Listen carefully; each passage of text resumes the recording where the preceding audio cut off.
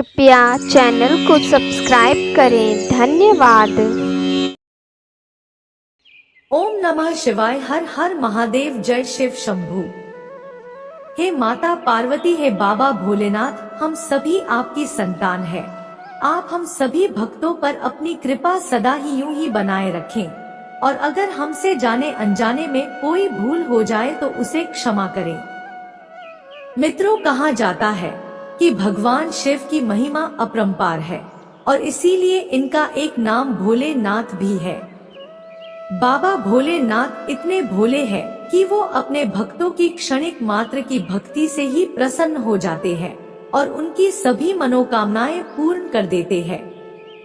और इसी प्रकार से बाबा भोलेनाथ को प्रसन्न करने का सबसे सरल उपाय है सावन सोमवार का व्रत उपवास। कहा जाता है कि एक समय ब्रह्मा जी भगवान विष्णु और माता पार्वती भगवान शिव के पास गए और उनसे पूछा कि हे देवादि देव महादेव, आप त्रिदेवों में परम पूज्य है, आप इस पूरे ब्रह्मांड का संचालन करने वाले हैं। हे प्रभु, आपको किस व्रत से प्रसन्न किया जा सकता है? धरती लोक पर आपके भक्त वो कौन सा उपवास करते हैं, वो कौन सा पूजन करते हैं जिससे आप संतुष्ट होकर अपने भक्तों को परम सुख प्रदान करते हैं? जिस व्रत को करने से आपके भक्तों को सुख, समृद्धि और मोक्ष की प्राप्ति होती है। कृपया करके आप उस परम फलदायी व्रत के बारे में बताएं। इस पर भगवान शिव ने कहा कि वैसे तो उनके कई व्रत हैं जो सुख और समृद्धि प्रदान करने वाले हैं, जिन्हें दक्ष शैव व्रत कहा जाता है, परंतु इन सभी व्रतों में सावन सोमवार का उपवास बहुत ही विशेष स्थान रखता है। यह सावन सोमवार का व्रत मुझे अत्यंत ही प्रिय है। जो भी भक्त इस दिन सच्चे मन से उपवास रखता है, शिव और पार्वती का भक्ति पूर्वक पूजन करता है, मैं उसकी सभी मनोकामनाएं बहुत ही जल्दी पूर्ण करता हूँ। इसलिए मेरे सभी भक्तों को इस सावन सोमवार का व्रत अवश्य ही करना चाहिए। भगवान भोलेनाथ बोले कि मैं आप सभी को इससे जुड़ी हुई एक पौराणिक कथा सुनाता हूँ। आप सभी इस पूरी कथा को प्रसन्न चित्त होकर सुने और पूरा सुने, क्योंकि आधा अधूरा ज्ञान अत्यंत ही घातक होता है। वहाँ पर उपस्थित सभी देवी देवताओं ने कहा, हे प्रभु, आप कथा आरंभ करें, हम पूरी कथा का श्रवण अवश्य करेंगे। कथा इस प्रकार शुरू होती कि प्राचीन समय की बात है। इस भूमंडल पर एक अत्यंत प्रसिद्ध राजा चंद्रहास द्वारा पालित कांतिका नाम की एक नगरी थी। वहां पर धनेश्वर नाम का एक साहूकार और उसकी पत्नी रूपवती रहा करते थे। साहूकार का व्यापार दूर दूर तक फैला हुआ था। नगर के सभी लोग उस व्यापारी का बहुत ही मान सम्मान किया करते थे। साहूकार तथा उसकी पत्नी दोनों ही उस नगरी में सभी से बड़े प्रेम और आदर के साथ व्यवहार करते थे। उनके घर में धन धान्य आदि की कमी नहीं थी, लेकिन उनको एक बहुत बड़ा दुख था कि उनकी कोई संतान नहीं थी। इस कष्ट से वह दोनों अत्यंत दुखी रहा करते थे। एक दिन एक बड़े तपस्वी योगी उस नगरी में आए और उसी नगर में भिक्षा मांगकर अपना जीवन यापन करने लगे। वह योगी उस ब्राह्मण के घर को छोड़कर अन्य सब घरों से भिक्षा लाकर भोजन किया करते थे, लेकिन रूपवती से वह भिक्षा नहीं लिया लेते थे। एक समय वह किसी अन्य घर से भिक्षा लेकर गंगा किनारे जाकर भिक्षान्न को प्रेम पूर्वक खा रहे थे।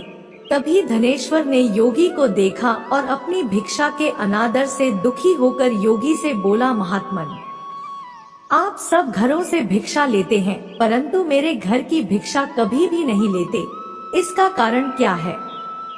योगी ने कहा कि निःसंतान के घर की भीख पतितों के अन्न के तुल्य होती है, और जो पतितों का अन्न खाता है वह भी पतित हो जाता है। चूंकि तुम निःसंतान हो, अतः पतित हो जाने के भय से मैं तुम्हारे घर की भिक्षा नहीं लेता हूँ। धनेश्वर यह बात सुनकर अपने मन में बहुत दुखी हुआ और हाथ जोड़कर योगी के पैरों पर गिर पड़ा तथा आर्तभाव से कहने लगा, हे महाराज, यदि ऐसा है तो आप मुझको पुत्र प्राप्ति का उपाय बताइए। आप सर्वज्ञ हैं, मुझ पर अवश्य ही यह कृपा कीजिए। धन की मेरे घर में कोई कमी नहीं, परंतु मैं पुत्र न होने के कारण अत्यंत दुखी हूँ। आप मेरे इस दुख का हरण करें, आप सामर्थ्यवान हैं। यह सुनकर योगी कहने लगे, हे ब्राह्मण, तुम चंडी देवी की आराधना करो। घर आकर उसने अपने स्त्री से सब वृत्तांत कहा और स्वयं तप के निमित्त वन में चला गया। वन में जाकर उसने चंडी देवी की उपासना की और उपवास किया। चंडी देवी ने 16वें दिन उसको स्वप्न में दर्शन दिया और कहा, हे धनेश्वर, तुझे पुत्र होगा, परंतु वह 16 वर्ष की आयु में ही मृत्यु को प्राप्त हो जाएगा। यदि तुम दोनों पति पत्नी 32 पूर्णमासियों का व्रत विधि पूर्वक करोगे तो वह दीर्घायु होगा। जितनी तुम्हारी सामर्थ्य हो उतने आटे के दिए बनाकर शिवजी का पूजन करना और पूर्णमासी का व्रत रखना। प्रातः काल होने पर इस स्थान के समीप ही तुम्हें एक आम का वृक्ष दिखाई देगा। उस पर चढ़कर एक फल तोड़कर शीघ्र अपने घर चले जाना और अपनी स्त्री से सब वृत्तांत कहना। जब वह श्री शंकर जी का ध्यान करके उस फल को खा लेगी, तब भगवान शंकर की कृपा से वह गर्भवती हो जाएगी। जब वह ब्राह्मण प्रातः काल उठा तो उसने उस स्थान के पास ही एक आम का वृक्ष देखा जिस पर एक आम का फल लगा हुआ था। उस ब्राह्मण ने उस आम के वृक्ष पर चढ़कर उस फल को तोड़ने का प्रयत्न किया, परंतु कई बार प्रयत्न करने पर भी वह वृक्ष पर न चढ़ पाया। तब उस ब्राह्मण को बहुत चिंता हुई और वह विघ्न विनाशक श्री गणेश जी की वंदना करने लगा और बोला, हे दयानिधि, अपने भक्तों के विघ्नों का नाश करके उनके मंगल कार्य को करने वाले, दुष्टों का नाश करने वाले, रिद्धि सिद्धि को देने वाले, आप मुझ पर कृपा करके इतना बल दें कि मैं अपने मनोरथ को पूर्ण कर सकूं। इस प्रकार गणेश जी की प्रार्थना करने पर उनकी कृपा से धनेश्वर वृक्ष पर चढ़ गया और उसने एक अति सुंदर आम का फल देखा। उसने विचार किया कि जो वरदान से फल मिला था वह यह है और कोई फल दिखाई नहीं देता। उस धनेश्वर ब्राह्मण ने जल्दी से उस फल को तोड़कर अपनी स्त्री को लाकर दिया और उसकी स्त्री ने अपने पति के कथनानुसार उस फल को खा लिया। इसके पश्चात वह गर्भवती हो गई। देवी जी की असीम कृपा से उसे एक अत्यंत सुंदर पुत्र की प्राप्ति हुई, जिसका नाम उन्होंने देवीदास रखा। माता पिता के हर्ष और शोक के साथ वह बालक शुक्ल पक्ष के चंद्रमा की भांति बढ़ने लगा। भवानी की कृपा से वह बालक बहुत ही सुंदर, सुशील और पढ़ने में बहुत ही निपुण हो गया। चंडी देवी की आज्ञानुसार उसके माता पिता ने 32 पूर्णमासी का व्रत रखना प्रारंभ कर दिया था, जिससे उसका पुत्र दीर्घायु हो जाए। 16वां वर्ष लगते ही देवीदास के माता पिता को बड़ी चिंता हो गई कि कहीं उनके पुत्र की इस वर्ष मृत्यु न हो जाए। इसलिए उन्होंने अपने मन में विचार किया कि यदि यह दुर्घटना उनके सामने हो गई तो वे कैसे सहन कर सकेंगे। उन्होंने देवीदास के मामा को बुलाया और कहा कि हमारी इच्छा है कि देवीदास 1 वर्ष तक काशी में जाकर विद्याध्ययन करे और हम उसको अकेला भी नहीं छोड़ना चाहते, इसलिए साथ में तुम चले जाओ और 1 वर्ष के पश्चात इसको वापस लौटा लाना। सब प्रबंध करके उसके माता पिता ने काशी जाने के लिए देवीदास को एक घोड़े पर बैठाकर उसके मामा को उसके साथ विदा कर दिया। धनेश्वर ने अपनी पत्नी के साथ अपने पुत्र की मंगल कामना तथा दीर्घायु के लिए भगवती दुर्गा की आराधना और पूर्णमासियों का व्रत करना आरंभ कर दिया। इस प्रकार उन्होंने 32 पूर्णमासी का व्रत पूरा किया। कुछ समय पश्चात एक दिन वह दोनों मामा और भांजा मार्ग में रात्रि बिताने के लिए किसी ग्राम में ठहरे हुए थे। उस दिन उस गांव में एक ब्राह्मण की अत्यंत सुंदरी, सुशीला, विदुषी और गुणवती कन्या का विवाह होने वाला था। जिस धर्मशाला के अंदर वर और उसकी बारात ठहरी हुई थी, उसी धर्मशाला में देवीदास और उसके मामा भी ठहरे हुए थे। संयोगवश कन्या को तेल आदि चढ़ाकर मंडप आदि का कृत्य किया जा रहा था, लेकिन लग्न के समय वर को धनुर्वात मतलब एक वायु रोग जिसमें शरीर धनुष की तरह झुककर टेढ़ा हो जाता है हो गया। इस कारण वर के पिता ने अपने कुटुंबियों से परामर्श करके निश्चय किया कि यह देवीदास मेरे पुत्र जैसा ही सुंदर है, मैं इसके साथ ही लग्न करा देता हूँ और बाद में विवाह के अन्य कार्य मेरे लड़के के साथ हो जाएंगे। ऐसा सोचकर उन्होंने देवीदास के मामा से जाकर बोला कि तुम थोड़ी देर के लिए अपने भांजे को हमें दे दो, जिससे विवाह के लग्न के सारे कृत्य सुचारू रूप से हो सके। तब उसका मामा कहने लगा कि जो कुछ भी कन्यादान के समय वर को मिले वह सब हमें दे दिया जाए, तो मेरा भांजा इस बारात का दूल्हा बन जाएगा।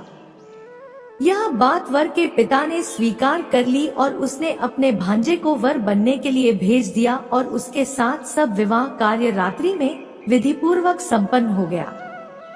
पत्नी के साथ वह भोजन न कर सका और अपने मन में सोचने लगा कि न जाने यह कैसी स्त्री होगी।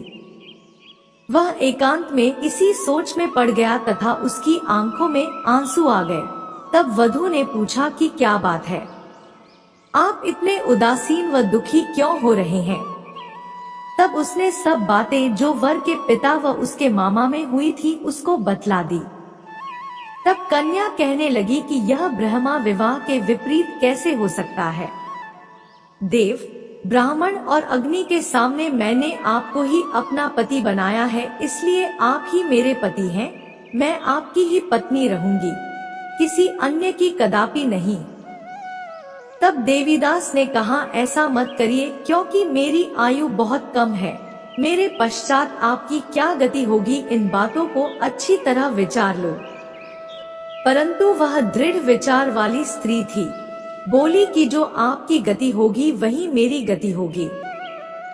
हे स्वामी, आप उठिए और भोजन करिए, आप निश्चय ही भूखे होंगे। इसके बाद देवीदास और उसकी पत्नी दोनों ने भोजन किया तथा शेष रात्रि वे सोते रहे। प्रातःकाल देवीदास ने अपनी पत्नी को 3 नगों से जड़ी हुई एक अंगूठी दी, एक रुमाल दिया और बोला, हे प्रिय, इसे लो और संकेत समझकर स्थिर चित्त हो जाओ। मेरा मरण और जीवन जानने के लिए एक पुष्पवाटिका बना लो, उसमें सुगंधी वाली एक नवमल्लिका लगा लो, उसको प्रतिदिन जल से सींचा करो और आनंद के साथ खेलो कूदो तथा उत्सव मनाओ। जिस समय और जिस दिन मेरा प्राणांत होगा ये फूल सूख जाएंगे और जब ये फिर हरे हो जाएं, तो जान लेना कि मैं जीवित हूँ। यह समझा कर वह चला गया। प्रातः काल होते ही वहाँ पर गाजे बाजे बजने लगे और जिस समय विवाह के कार्य समाप्त करने के लिए वर तथा सब बाराती मंडप में आए तो कन्या ने वर को भली प्रकार से देखकर अपने पिता से कहा कि यह मेरा पति नहीं है, मेरा पति वही है जिसके साथ सत्र में मेरा पाणी ग्रहण हुआ था, इसके साथ मेरा विवाह नहीं हुआ है। यदि यह वही है तो बताए कि मैंने इसको क्या दिया। मधुपर्क और कन्यादान के समय जो मैंने भूषणादि दिए थे उन्हें दिखाए तथा रात में मैंने क्या गुप्त बातें कही थी वह सब सुनाए। पिता ने उसके कथनानुसार वर को बुलवाया गया। कन्या की यह सब बातें सुनकर वह कहने लगा कि मैं कुछ नहीं जानता। इसके पश्चात लज्जित होकर वह वहां से चला गया और सारी बारात भी अपमानित होकर वहां से लौट गई। भगवान श्री कृष्ण बोले, हे माता, इस प्रकार देवीदास काशी विद्याध्ययन के लिए चला गया। जब कुछ समय बीत गया तो काल से प्रेरित होकर एक सर्प रात्रि के समय उसको डसने के लिए वहां पर आया। उस विषधर के प्रभाव से उसके शयन का स्थान चारों ओर से विष से विषैला हो गया, परंतु व्रत के प्रभाव से उसको काट न पाया, क्योंकि पहले ही उसकी माता ने 32 पूर्णिमा का व्रत कर रखा था। इसके बाद मध्याह्न के समय स्वयं काल वहां पर आया और उसके शरीर से उसके प्राणों को निकालने का प्रयत्न करने लगा, जिससे वह मूर्छित होकर पृथ्वी पर गिर पड़ा। भगवान की कृपा से उसी समय पार्वती जी के साथ भगवान शंकर वहां पर आ गए। उसको मूर्छित दशा में देखकर पार्वती जी ने भगवान शंकर से प्रार्थना की कि हे प्रभु, इस बालक की माता ने पहले 32 पूर्णिमा का व्रत किया था, जिसके प्रभाव से हे भगवान आप इसको प्राण दान दे। भवानी के कहने पर भक्तवत्सल भगवान शिव ने उसको प्राण दान दे दिया। इस व्रत के प्रभाव से काल को भी पीछे हटना पड़ा और देवीदास स्वस्थ होकर बैठ गया। उधर उसकी स्त्री उसके काल की प्रतीक्षा किया करती थी। जब उसने देखा कि उस पुष्प वाटिका में पत्र पुष्प कुछ भी नहीं रहे तो उसको अत्यंत आश्चर्य हुआ, और जब वह वैसे ही हरी भरी हो गई तो वह जान गई कि वह जीवित हो गए हैं। यह देखकर वह बहुत प्रसन्न मन से अपने पिता के कहने लगी कि पिताजी, मेरे पति जीवित हैं, आप उनको ढूंढना शुरू करें। जब 16वां वर्ष व्यतीत हो गया तो देवीदास भी अपने मामा के साथ काशी से चल दिया। इधर उसके ससुर उसे ढूंढने के लिए अपने घर से जाने वाले ही थे कि वह दोनों मामा भांजा वहां पर आ गए। देवीदास को आता देखकर उसका ससुर बड़ी प्रसन्नता के साथ अपने घर में ले आया। उस समय नगर के निवासी भी वहां इकट्ठे हो गए और सबने निश्चय किया कि अवश्य ही इसी बालक के साथ इस कन्या का विवाह हुआ था। उस बालक को जब कन्या ने देखा तो पहचान लिया और कहा कि यह तो वही है जो संकेत करके गया था। तदुपरांत सभी कहने लगे कि भला हुआ जो यह आ गया, और सब नगरवासियों ने आनंद मनाया।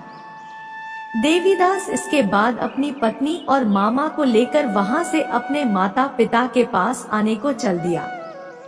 उसके ससुर ने भी उसे बहुत सारा धन और दहेज दिया।